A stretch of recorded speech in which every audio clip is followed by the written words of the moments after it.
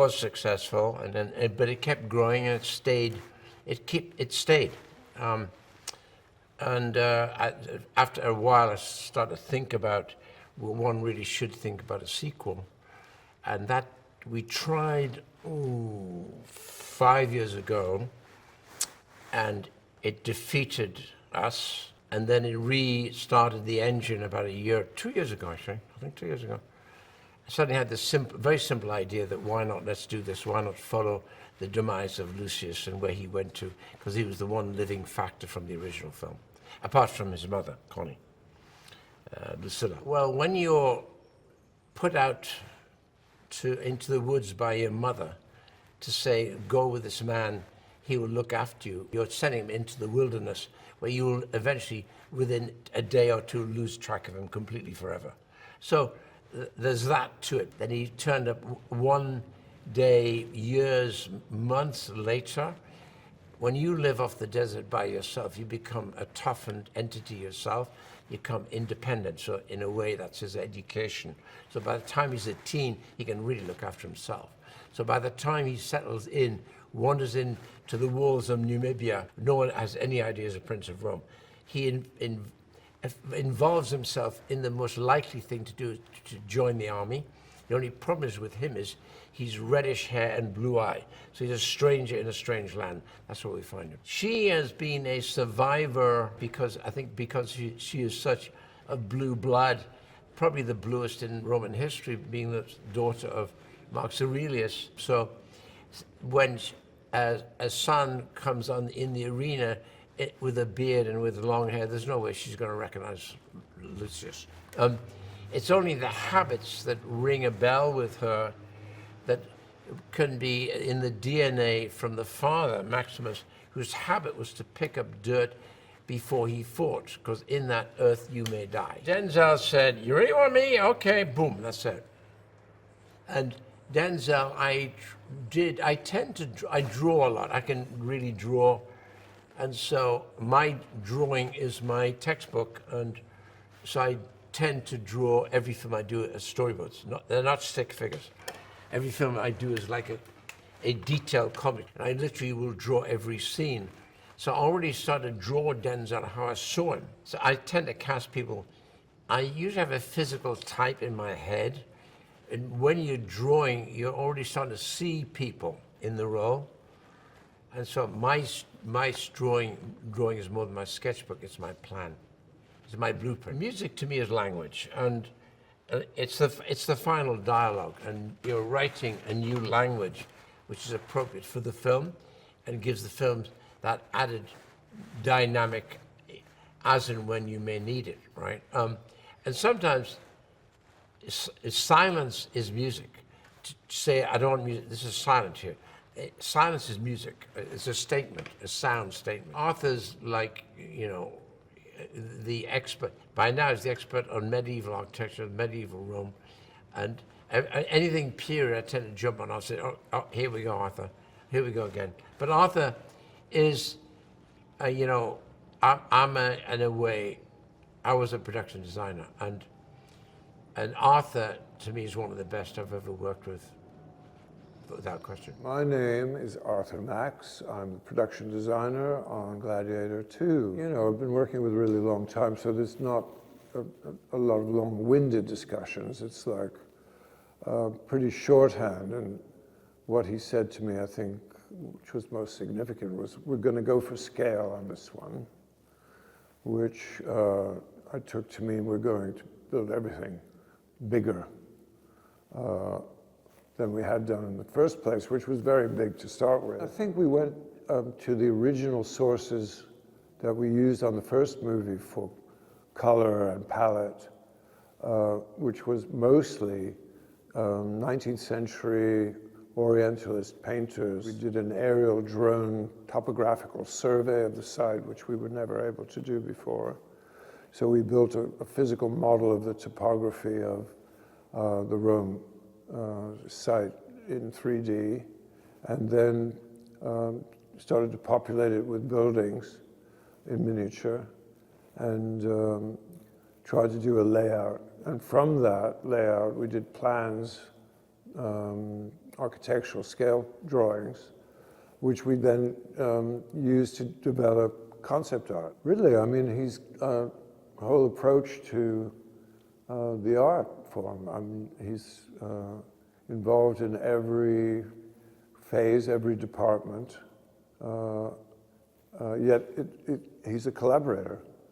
So he's kept up to date with all the technologies as it's evolved. He's a stylist, he's a visualist. He has a background in fine art. He was a production designer himself, so you can't get away with anything. He knows all of our tricks. The origins are still intact, and some of the characters come back, you know, and the spaces are familiar. The scale has grown, though, quite a lot.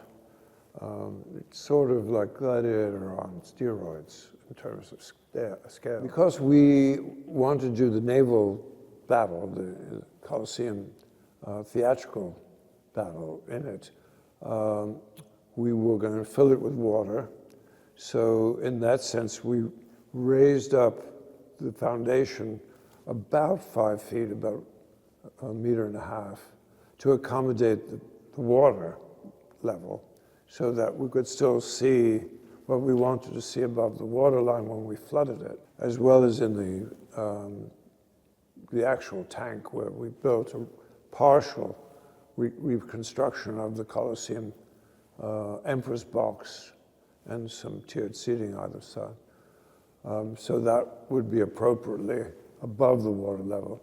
And we also enlarged the entry arch from the original, so we could bring the ships in through the gates. It's a great giant puzzle, which is another of Ridley's favorite games, is to puzzle, you know, the movie together from various diverse locations, and within those locations, various spaces and chambers, and combine them in, you know, very clever and cunning ways. I'm Harry Gregson-Williams, and I'm the composer for Gladiator II. I spoke to Hans. That was the first call I made after Ridley asked me to do the movie, and Hans was really supportive and said, you know, go nail it, and make me proud. The main character, Lucius, is very intriguing, and obviously he's the central character in this movie, but some of the peripheral characters, Denzel Washington's character, Macronus, was most unexpected when I read the script. And I was really excited to write music around his scenes. Ridley is usually quite an open book when it comes to music. He doesn't send me down a path and allows me some freedom to experiment. So that's what we did. Ridley's very encouraging. He speaks to me in a specific sort of language. He's not speaking to me in musical terms, but his movies are like pieces of artwork. If you freeze frame any Ridley Scott movie anywhere, pretty much, there's this beautiful image. So visually, he knows exactly what he's doing. So with music, he knows what the power of music can be and how much it can contribute to the experience of watching the movie. He's an artist, first of all, personally enjoys painting. So he'll talk to me about light and darkness, shade, texture, and those are all words that we use in music. I've had a great time scoring this movie. I never dreamt that I would have an opportunity to do a Gladiator. And I've worked a lot with Ridley Scott. He did warn me this was coming down the pipe. But it's been great fun. The naval battle was a hell of a lot of fun to write for. And the very end of the movie is the climax of the movie.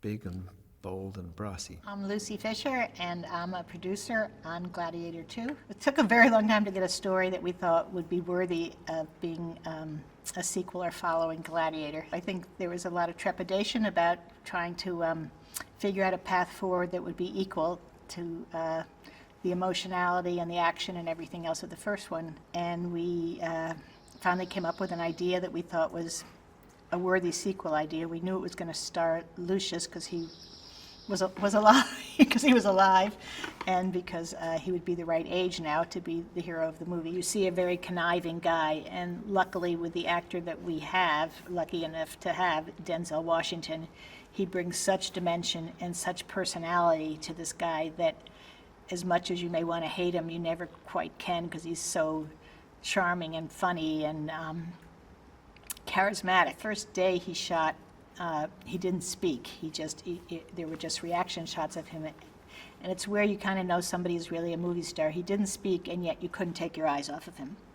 So that's Denzel Washington, he doesn't even have to talk, and you're riveted. He has, enormous screen presence, and he has the sensitivity and the vulnerability. But what we were really curious to see is, would he have the fighting spirit to be a gladiator too? And the more we talked to him, the deeper we fell in love with the idea of him playing that character. And obviously when Ridley met him, he felt exactly the same way, which was we really didn't have to look further. The scale of the movie was so massive, it wasn't like anything we'd ever seen before, even in terms of comparing it to the first movie, just the amount of people involved. I asked how many tents we had for hair and makeup in Morocco, and the number was 80.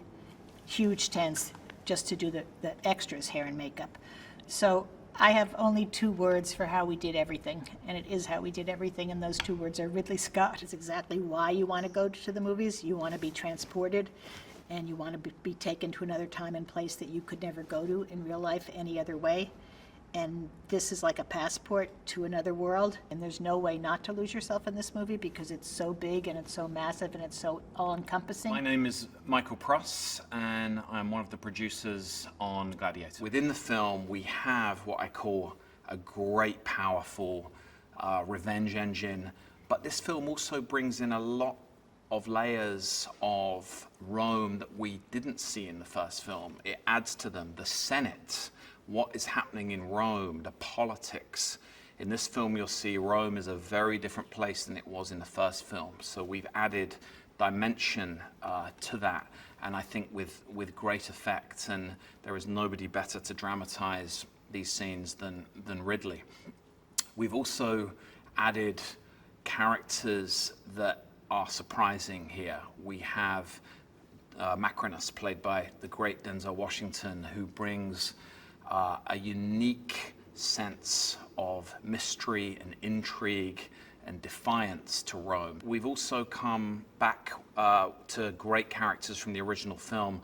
Lucilla, played by the legendary Connie Nielsen, an absolute honor to be working with her, and these things are beautifully tied together from film 1 to our current picture. Acacius, played beautifully by Pedro Pascal, is, I would say, one of the most complicated characters in the film, with very, very different agendas, and somebody who emotionally has to give so much of himself to different people to hold not just his family together, but also the stability of Rome. Fred Hechinger and Joe Quinn, who play Emperor Caracalla and Emperor Gaeta, are what I would call both intuitive actors, and they work really well individually, and they work really well together. Paul Mescal is not just one of the best